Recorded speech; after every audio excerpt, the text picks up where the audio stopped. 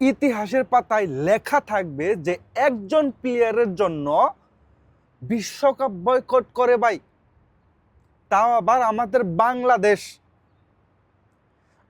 বাংলাদেশ একজন প্লেয়ারের জন্য বিশ্বকাপ বয়কট করেছে, যেটা কিনা আজ পর্যন্ত এই এই 50-60 বছরে অথবা 100 বছরের মধ্যে এরকম ঘটনা এখন পর্যন্ত ঘটে নাই।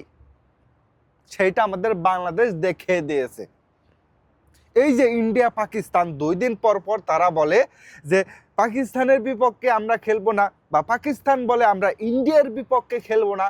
মানে এইরকম কথাবার্তা তারা একরকম মানে কি পর্যায়ে চলে যায়। দিন শেষে দেখেন তারা ঠিকই কিন্তু ম্যাচ খেলে, ঠিকই কিন্তু তারা ওয়ার্ল্ড কাপে খেলে, এশিয়া কাপে খেলে, কিন্তু দেখেন আমাদের বাংলাদেশ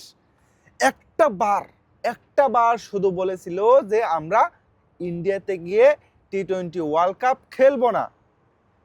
তারপরে কি হয়েছে? বাংলাদেশ আসলেই খেলে নাই, এবং কি বিশ্বকাপ পর্যন্ত তারা বয়কট করে ফেলাইছে ভাই। এটা চারটিখানি বিষয় নয়। দাদা বাবুদের এই জিনিসটা দেখে শেখা উচিত, বাংলাদেশকে দেখে শেখা উচিত।